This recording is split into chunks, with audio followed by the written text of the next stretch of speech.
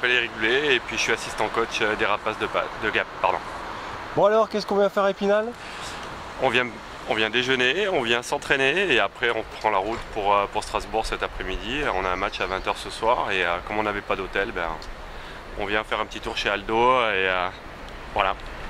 Comment ça se passe en championnat cette saison?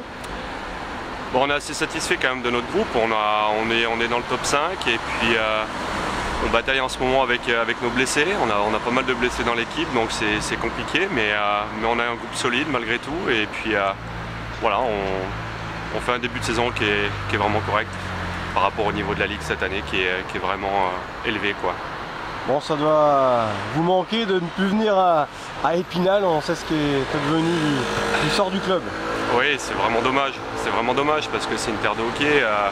À chaque fois qu'on venait ici, la patinoire était pleine, il y a énormément d'engouement autour de cette équipe-là. Donc oui, c'est dommage, mais on leur souhaite en tout cas de reconstruire et de retourner en Magnus rapidement. Bon, vous êtes pris trop tard pour réserver un hôtel à Strasbourg. Comment ça se fait que tout est complet? C'est le marché de Noël? Non, apparemment, je ne sais pas ce qu'il y a exactement. Ça fait 2 fois Là, on est sur le 2e match à Strasbourg et on a de la difficulté à trouver des hôtels et pour X raisons. Donc voilà, c'est pour cette raison-là qu'on vient ici, quoi. Bon, voilà. Vous êtes largement favori face à Strasbourg qui a un petit budget, qui a été repêché à la place d'Épinal finalement. Ouais. Bah écoutez, Strasbourg, ça reste pour moi une équipe qui est, malgré leur budget, reste une équipe compétitive. Si on regarde le classement, c'est sûr et le nôtre, on peut dire que ça va être un match facile, mais pas du tout.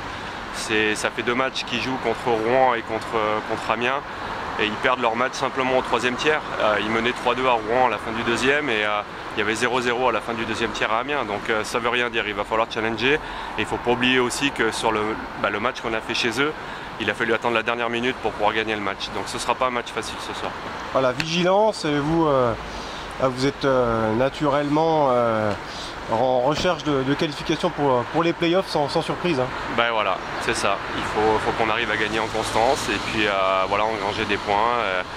Comme je vous ai dit, on a pas mal de blessés, donc voilà, c'est ça qui est compliqué, mais l'équipe répond présent malgré les blessures et ce soir, ce sera un challenge aussi pour nous pour aller chercher 3 points là-bas.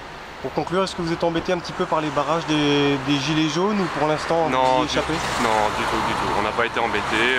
On verra cet après-midi quand on arrivera sur Strasbourg, mais je pense pas qu'on aura de problème à ce niveau-là.